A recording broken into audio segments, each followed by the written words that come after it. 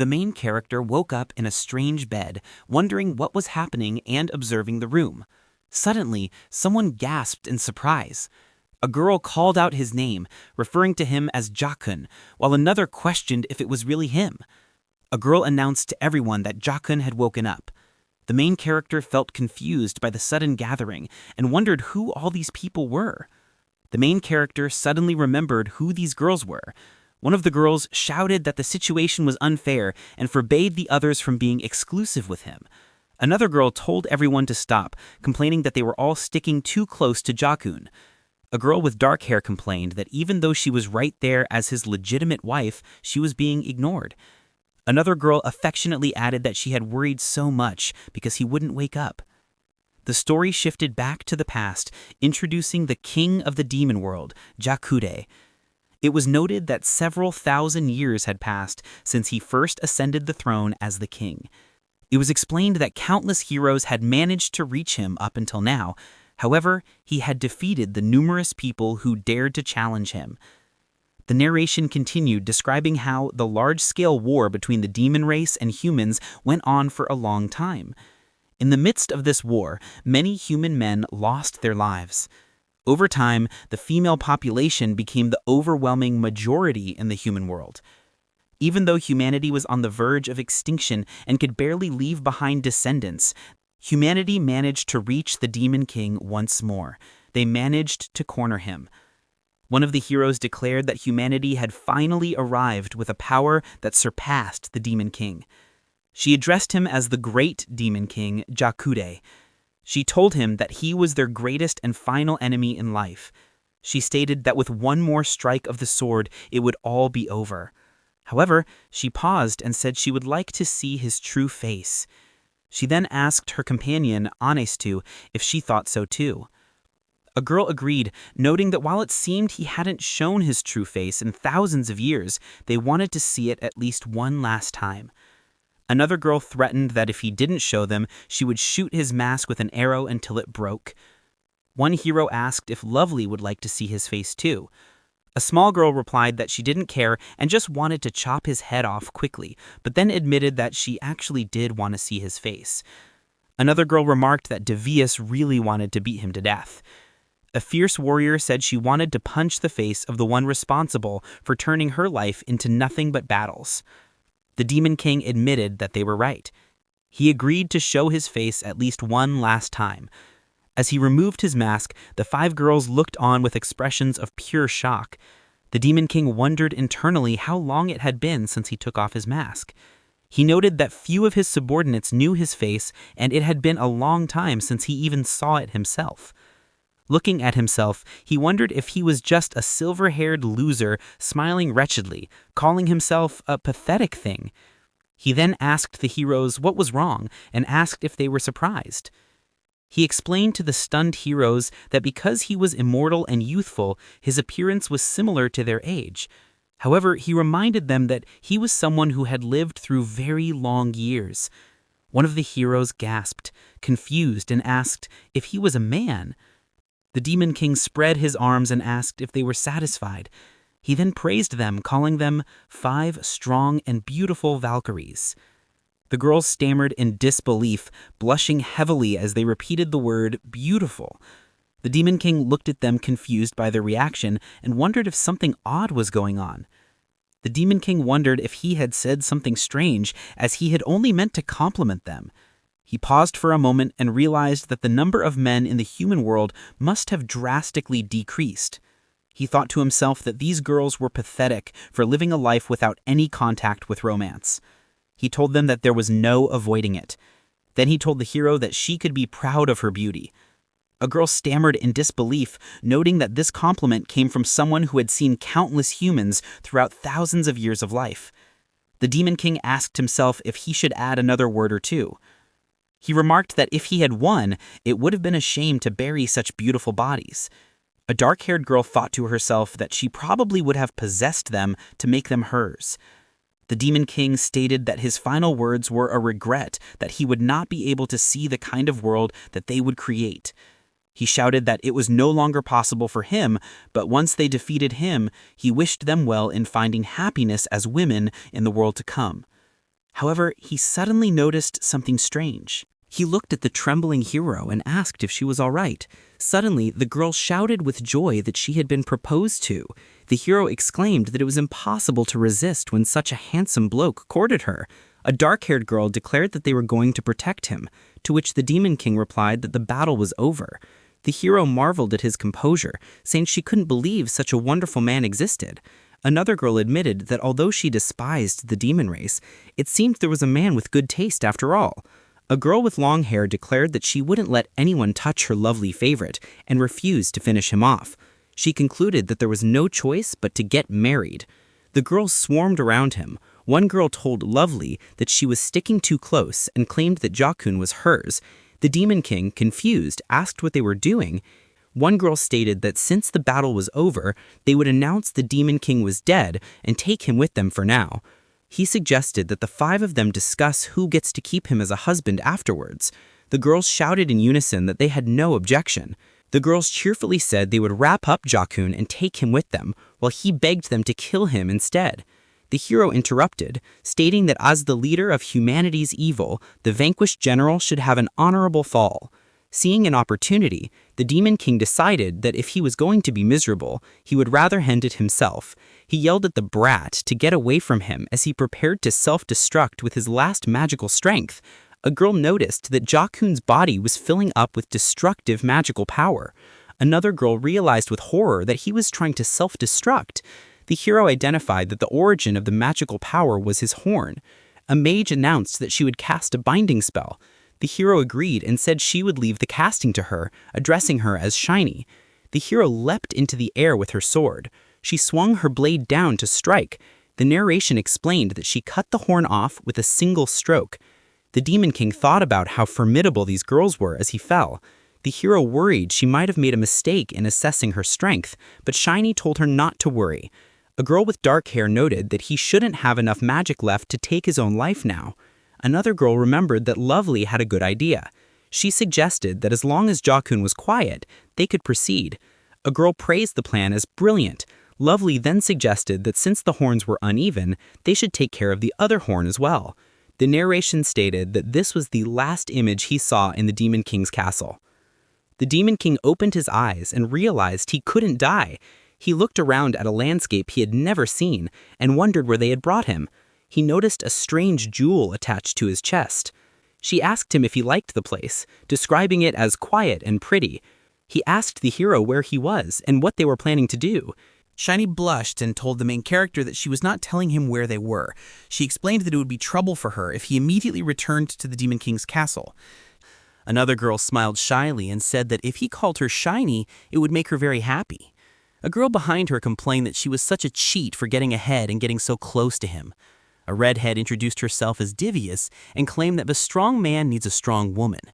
An archer named Lovely introduced herself, stating that while she used to aim to wound Ja-kun's body in the Demon King's castle, from now on she would aim for his heart too. A small girl named Kururu said that she was always watching Ja-kun.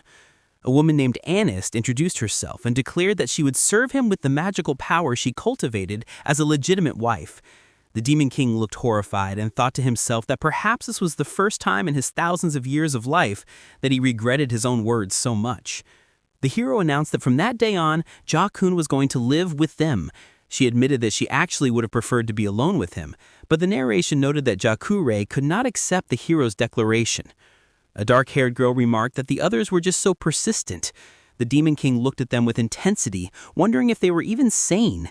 The Demon King stood surrounded by the girls, thinking to himself that it was shocking they wanted to live with the enemy leader they had faced for the fate of the world. He concluded that they were mental and decided that he must escape from there quickly. The Demon King wondered if there was any way to escape from this prison. He thought that even though he had lost his magical power, he could at least run. He observed that there were plenty of trees and rocks around the mansion where he could hide. He decided to escape while they were arguing amongst themselves and mentally said goodbye to the Valkyries. Suddenly, someone called out his name. A voice commanded him to sit down. Against his will, the Demon King shouted, "As you command," as his body forcibly slammed onto the floor. He was confused and wondered what he had just done. He realized his body had moved on its own, completely unrelated to his will. The hero smiled and said that she couldn't let her guard down for even a second. Anist explained that it was a good call to Implanted at that time. She said they took it from the Fire Dragon King just before entering the Demon King's castle. She described the object as the most coercive among all sorcery jewels. She called it the Jewel of Eternal Servitude. Anist added that even though it was incomplete, they thought it would be a good insurance policy just in case. The Demon King realized its power sealed any action, from suicide to rebellion, and noted that its effectiveness was spot on. Lovely commented that although she wasn't sure if it was right to use it on her husband, it was utterly brilliant that they managed to defeat him without hurting his eyes. She added that it also stopped him from attempting to run away or bite his tongue, noting it was made of steel. A girl suggested that since they knew he was safe, they should tell Ja-kun about the house. The hero agreed to reveal the secret, mentioning that the place where Ja-kun was now was thanks to Kiryu-chan's efforts. The hero explained that their location was at the edge of the Kangoku prison region on the continent of Totimotoi. She showed a diagram indicating the Demon King's castle was at the top of the world, while he was now at the bottom. The Demon King was shocked to realize this was roughly the opposite side of his castle. A girl pointed out that Kiryu-chan could use space-time magic, and that if it was a place they had already been, she could get there in the blink of an eye. The Demon King thought to himself that it was the worst location, one with no hope whatsoever. The narration described the location as a place unaffiliated with the Alliance and with little civilization. It was a developing country with low population, which made it perfect for isolating someone. It questioned whether the magical barrier and the remote location were to stop people from entering or out of worry that he might escape even though he was so weak. The Demon King thought to himself that he already knew the place and its surroundings, and that there was another thing that concerned him. The story continued with the girls discussing the aftermath of the battle. One girl asked what had happened with the war. Her companion replied that the great Demon King was defeated, and the heroes had won. Hearing this, the Demon King began to sweat nervously, thinking that if the heroes were gone, the world would not tolerate his survival. However, she added that the 5 heroes, who were the most outstanding in the human army, were also missing. The girl then pointed at him and told him not to worry, noting that the demon army had lost its leader as well. The girl enthusiastically described the chaos of the final battle.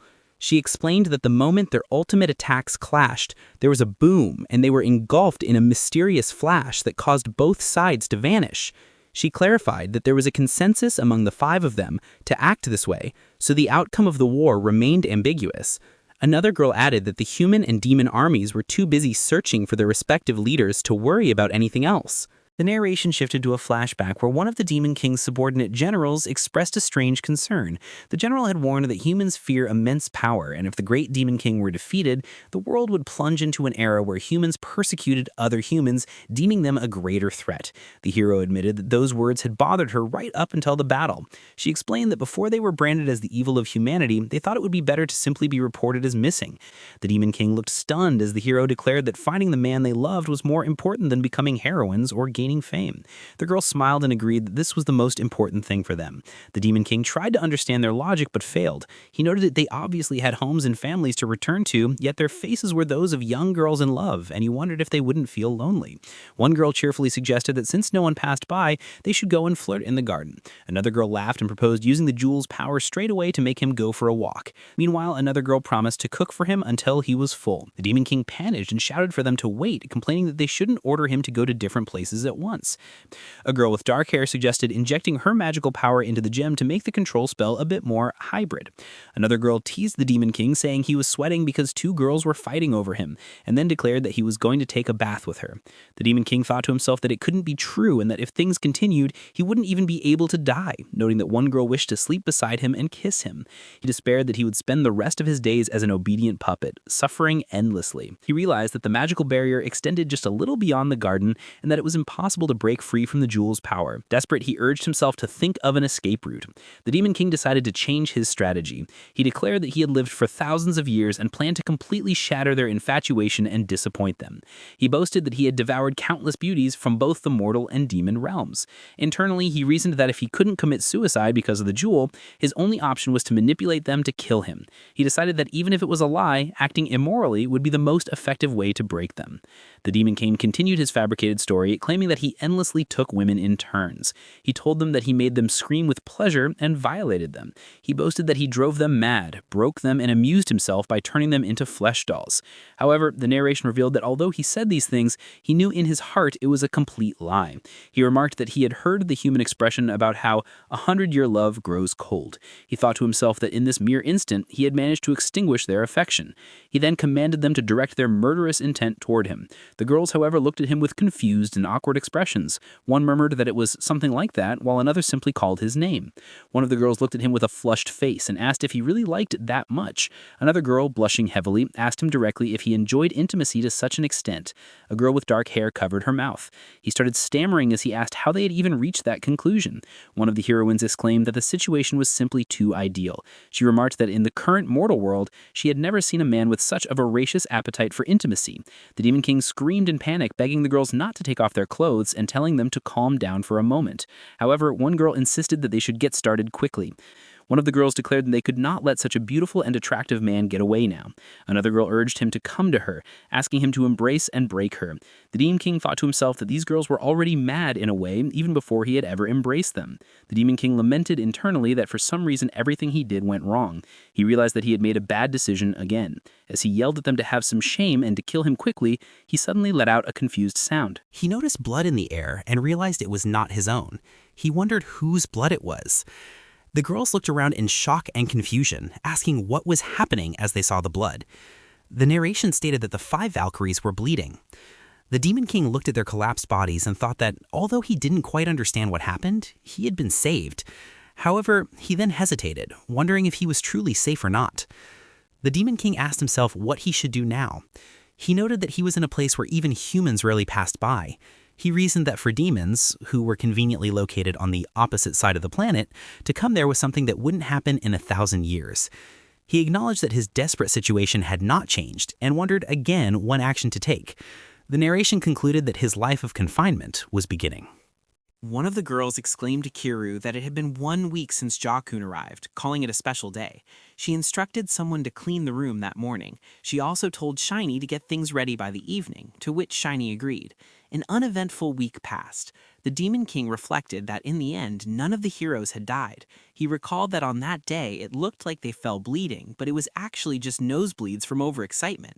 He realized they were not used to men at all, and he hadn't needed magic or a war. He thought that they could have won easily just by sending handsome guys.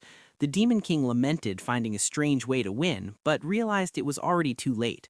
He noted it was hard to run away from all 5 of them. He analyzed the archer, Lovely, noting her perfect aim made running impossible, though he briefly wondered about getting close to her before dismissing it. He then considered Kiryu, the master of hidden weapons. He noted that despite looking like a child, she was incredibly cruel and likely caused many casualties during the war through poisoning and strangulation.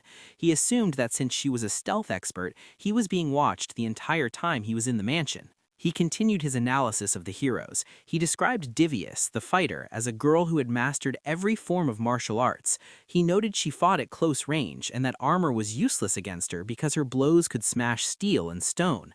He then thought about Ernest, the mage. He observed she looked the oldest but was still a young girl, yet her magic was stronger than ancient demons. He admitted she had no weaknesses and even he struggled against her. Finally, he noted Shiny, the swordswoman, who wielded a massive sword with ease despite her delicate arms. The Demon King plotted that to fight them, he needed his horn back, but first he had to deal with the jewel. He knew he could remove such a jewel if the person who placed it died. However, he didn't know which of the 5 girls put it on him. He suspected the magic was incredibly strong because they might have all cast it together. He decided he needed to figure that out first, just as someone called out to him. Divius, wearing an apron, called out to Jah-kun and asked if he was trying to escape again. She brushed it off, stating she was making dinner now. The Demon King worried that humans and demons probably liked different foods. She asked him to tell her what he liked and didn't like. He denied trying to escape and asked in surprise if she was really going to cook. Divius exclaimed that she loved cooking and had done it for everyone during their travels. She asked if it was strange for a girl to like cooking. He replied it wasn't strange at all. However, he internally noted that times had changed and the gender balance was broken, making it normal for men to do all the housework. He told her he appreciated the offer, but he would cook his own food. Divius shouted, "No way!" insisting she wanted the person she liked to eat her cooking. Then she shyly added she wanted to try his cooking too. The Demon King observed that she made a face just like any normal girl. Who would believe she was the strongest fighter in the world? He also questioned why she wasn't worried that he might poison the food. Divius began fantasizing about Jakun cooking in an apron. Her imagination ran wild, picturing him wearing only an apron and asking if she wanted a bath, dinner, or him. She screamed in excitement at the thought. The Demon King yelled at her not to get a nosebleed right there. Divius apologized, admitting she got too excited and started daydreaming again. The Demon King internally hated that he lost to such weirdos. She asked if there was anything he couldn't eat. He replied that his diet was basically the same as human food. She cheerfully said, "Oh really?" and continued cooking. She presented a seafood soup and asked him to try it. He tasted it and noted the onions were cooked until they melted, making the vegetables taste sweet. He was surprised, noting it had a rich, deep flavor and he could tell it was made with great care. He observed it had bacon and potatoes, making it very filling and good enough to be a main dish. Divius asked excitedly if he really thought so. Divius cheered and pumped her fist, saying she did it. The Demon King thought that just one word made her so happy and that she was truly innocent. Then Divius went to taste it again, but freaked out, realizing that drinking from the same bowl would be an indirect kiss, and screamed in embarrassment. Divius held the broken piece of ceramic in her mouth, her face flushed with excitement. She exclaimed that because the dish had touched the lips of the boy she liked, she had accidentally eaten the whole plate. Ja-Kurei stared at her in horror, questioning if she was really human, noting that even demons didn't eat plates. Lovely giggled to herself, imagining that if the plate was that tasty, his fork would be delicious too. The Demon King looked at her nervously. Lovely then turned to him, saying she felt a little bad telling her boyfriend this, but she wanted him to know something just in case. With a terrifying expression, Lovely warned him that none of the 5 of them would die from something like poison. Immediately switching back to a cheerful demeanor, she told him the chicken needed about 15 more minutes. The Demon King panicked and shouted that he was going to get water from the well, trying to run away while promising to be back when the food was ready. The Demon King thought to himself that at this rate she would start eating him next. The mage, Anist, approached him. He commented on how scary it was that humans had evolved so much in just a few years. She asked him what he was mumbling about and if he had been helping Divius. Anist ignored his rambling and mentioned that she had just finished a job and had some free time. She suggested they go for a walk and talk. Ja-Kurei hesitated, but eventually agreed to go with her for just a little while. As they walked outside, Anist remarked that it was a nice, quiet place, and that it was hard to believe a war had been fought there just a few days ago. Ja-Kurei grumbled that she shouldn't get the wrong idea because he still didn't like humans. Anist, ignoring him again, mused that the power of love was truly amazing. She explained that it changed everything and made people give up their roles as heroes or demon kings, all for the sake of love. She leaned in close, smiling and blushing, and asked Jakun if he agreed, or rather, if she should call him darling. Ja-Kurei looked at her intense expression and felt a sudden sense of fear. Anist floated in the air, wrapping her arms around herself. She confessed that she had never been afraid of weapons or powerful magic before. She admitted that she understood the situation and that in a perfect world it would be just the 2 of them forever, not the 5 of them. She told him she would love to run away with them, just the 2 of them, but realized that even with her magic, there was no escaping Shiny and the others because they would track them down. Then she apologized, saying she realized that he had to live like this because of his past. Ja-Kurei realized internally that she was twisted. She looked at him with eyes that seemed honest and pure. He was terrified to find that she truly believed his earlier lie about being a playboy and had no doubts about it at all. She looked at him with pity, saying he was a poor thing. She noted that Shiny and the others had stolen his morning hugs and head pats. Anist concluded that deep down, he wanted her to do things to him, and because he was too weak to fight back, he let other women touch him, remarking that he felt dirty and hurt because he had touched so many women like dolls in the past. A dark shadow formed behind her as she raised her hand. She told him not to worry and that she would clean him up right there and then. Ja-Kurei panicked, asking why she was going to use her strongest explosion magic on him if she claimed to love him. He screamed at her, asking if she was insane, but she simply commanded him to explode and unleashed her Giga-Burning End spell. After the explosion, Ja-Kurei was left as a charred, skinless figure. Anist observed that his skin was completely gone and asked if it hurt. She immediately cast Giga Healing, assuring him he would be fully healed in a few seconds. As his body restored itself, she blushed and told him that he now had brand new skin. She declared that this was a body untouched by any other woman, meaning his first hug and first kiss now belonged to her.